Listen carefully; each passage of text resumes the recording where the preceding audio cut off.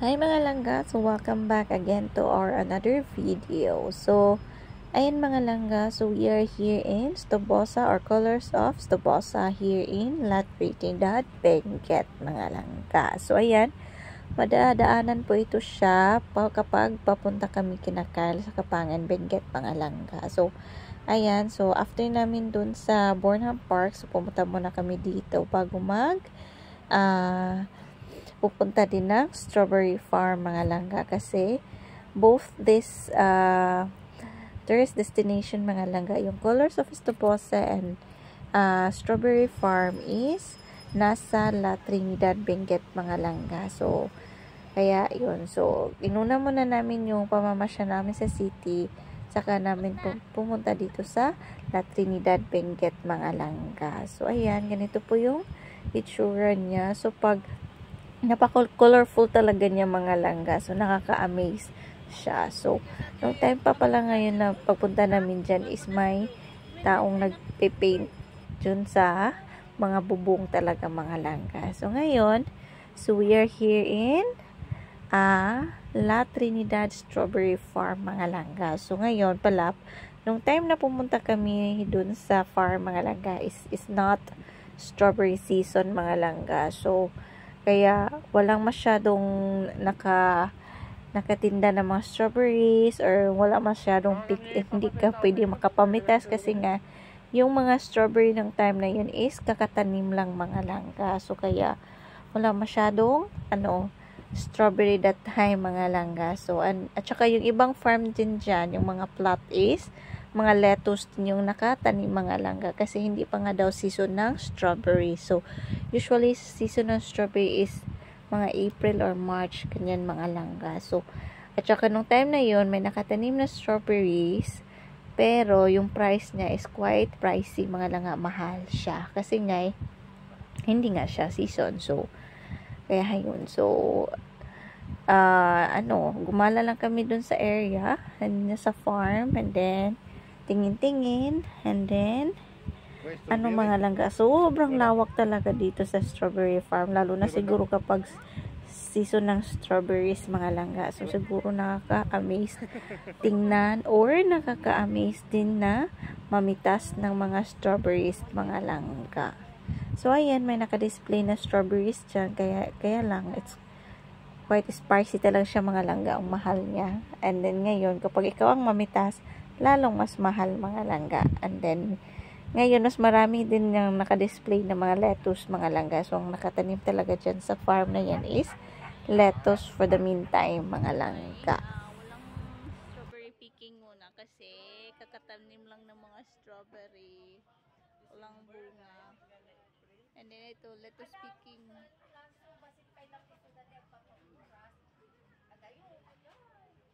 Dito po yung strawberry farm.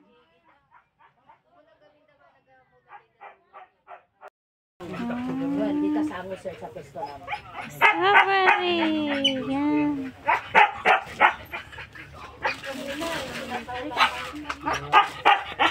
Hi, doggy! So, wala pa. Katatanim pa lang. Wala pang bunga. Yun. Oo. Kainin sa bahay. Anong kanoy balay ma? Nanti ako kanoy balay. Kainin ko sa daan. Ano kanoy balay?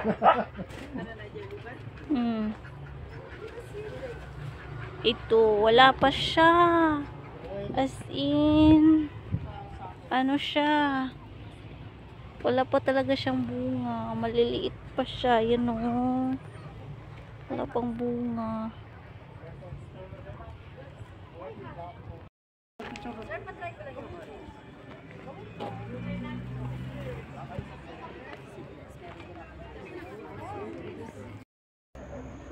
Strawberry Farm in La Trinidad, Benguet. Oo. Malapit na yan, oh. Hilaw pa lang siya.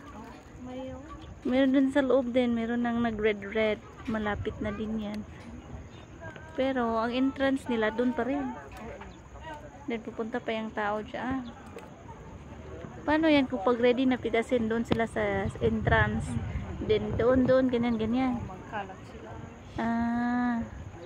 may magsabi na ano, doon ilang per kilo ganun gano'n. Yun nung kanina natanungan namin. 700. So, this time mga langga, after din na masyal dun sa strawberry farm at saka sa colors of Estoposa mga langga is, pauwi na kami ng time nito from La Trinidad to Kapampangan, Benguet mga langga sa bahay ng langga. So, so, mga isang oras kalahati yung biyahe namin dyan from La Trinidad to Kapampangan. And then, ito mga langga, so the next video is, ano pala, the day na pabalik na kami ng Macau. So, hinatid kami ni Papa. So, early po yung depart namin yan, around 5:30, kasi 9 yung bus na ticket namin na sasakyan, galing Baguio to Manila, mga langga. So, ngayon, nagpahatid kami ni Papa, or hinatid kami ni Papa ng sasakyan para mabilis kaming makarating. And then, ito po yung view niya kapag early in the morning mga langga. Super lamig dyan kapag umaga talaga. And then, foggy po yung every side nito mga langga.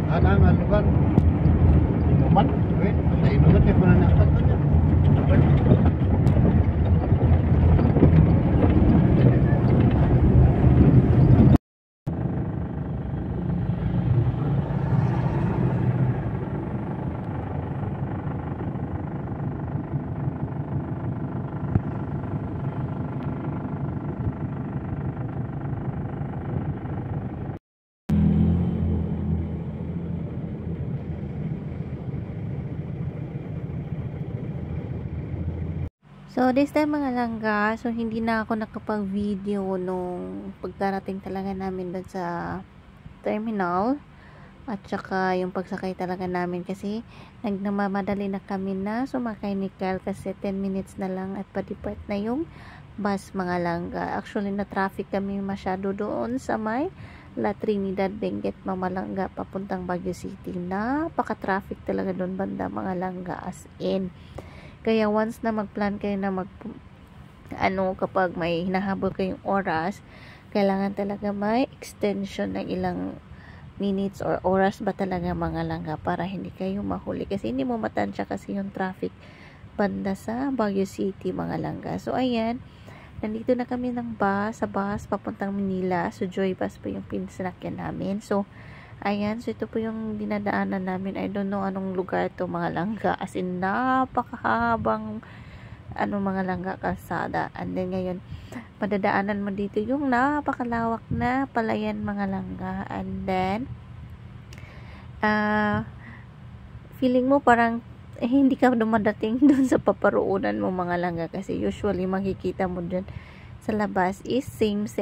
Pareha lang yung mga langga. Yung tanawin niya. And then ngayon, yung din ba, parang feeling mo, pabalik-balik ka lang sa lugar.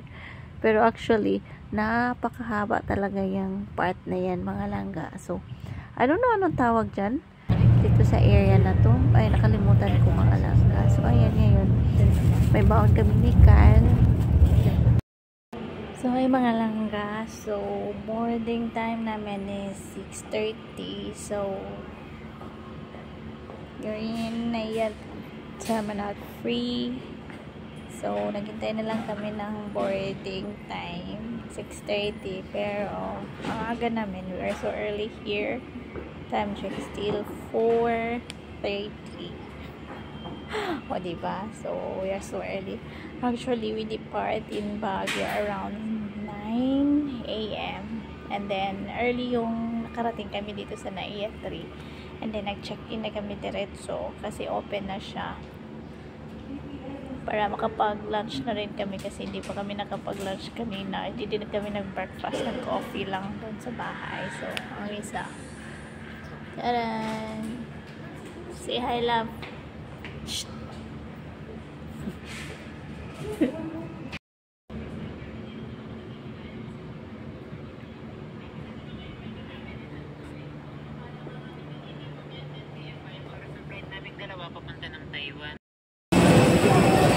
Morning time! Back to reality. Naglakad kami. As in.